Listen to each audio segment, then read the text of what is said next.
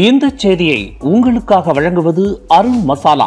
1983 ஆண்டிலிருந்து தரத்துடன் தன்மை மாறாத அறுசுவை சமையலுக்கான அருண் மசாலா.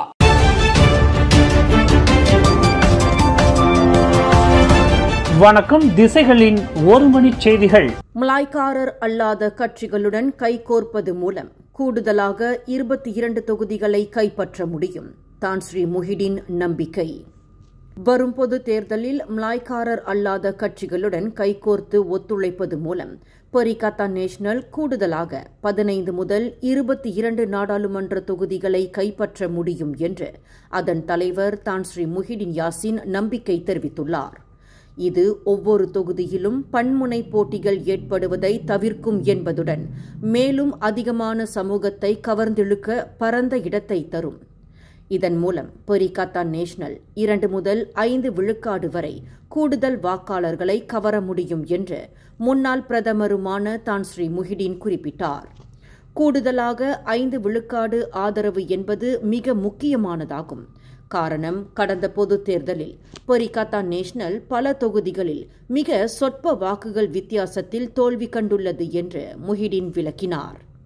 அரசியல் கட்சிகள் தங்களுக்கு இடையில் மோதாமல் பிரதான கட்சிகளுக்கு வழிவிடுமானால் பரிகத்தான் நேஷனல் கூடுதலாக 20க்கு மேற்பட்ட தொகுதிகளை கைப்பற்றும் சாத்தியம் உள்ளது என்று உள்ளூர் நாளேட்டுக்கு அளித்த சிறப்பு பேட்டியில் தான் ஸ்ரீ முஹிடின் தெரிவித்தார். தற்போது மக்களவையில் பரிகத்தான் நேஷனல் 68 இடங்களை கொண்டுள்ளது. இதில் பாஸ் கட்சி 43 இடங்களையும் பர்சத்து 25 இடங்களையும் கொண்டுள்ளது. எனினும் பரிகத்தான் நேஷனல் இன்னமும் மலாய்க்கார முஸ்லிம் கட்சிகளின் கூட்டணி என்ற பார்வை தொடர்ந்து இருந்து வருவதை முஹிடின் ஒப்புக்கொண்டார்.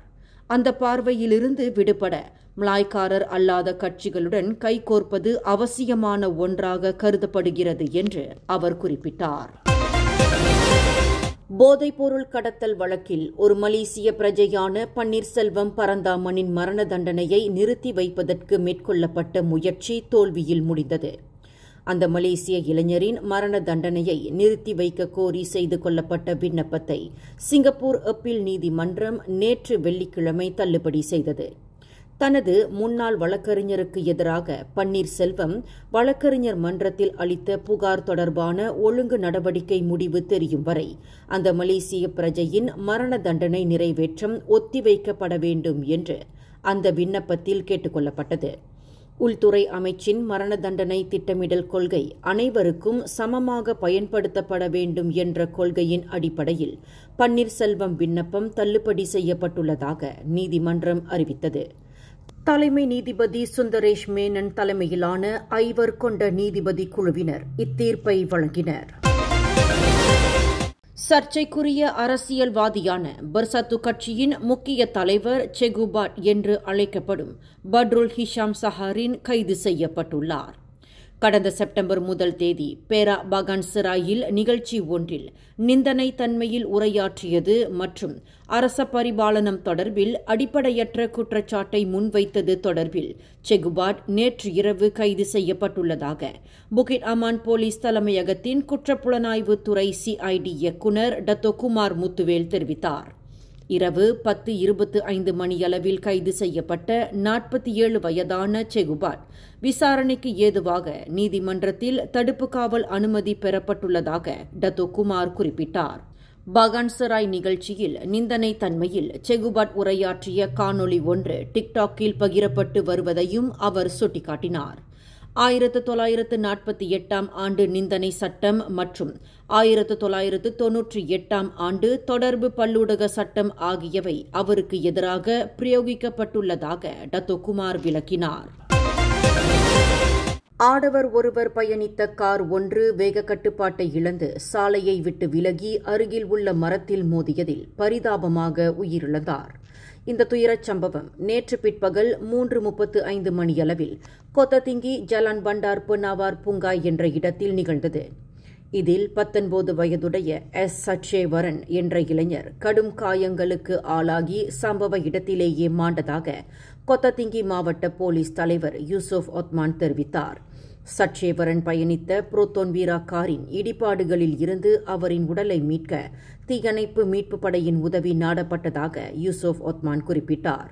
சவ பரிசோதனைக்காக அந்த இளைஞரின் உடல் கொத்ததிங்கி மருத்துவமனைக்கு கொண்டு செல்லப்பட்டது.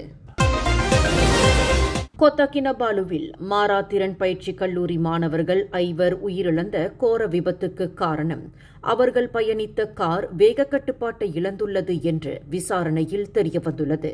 சபா துவாரான் ஜலான்காயாங் துவாரான் சாலையில் நேற்று வெள்ளிக்கிழமை நிகழ்ந்த இந்த கோர விபத்து மக்களிடையே பெரும் அதிர்ச்சி அலையை ஏற்படுத்தியுள்ள வேளையில் அவர்கள் பயணித்த டொயோட்டா விஷ் கார் எதிர் திசையில் வந்த ட்ரெய்லர் லாரியுடன் மோதியுள்ளது என்று துவாரான் மாவட்ட போலீஸ் தலைவர் நோராய்டா ஏஜி மைடின் தெரிவித்துள்ளார்.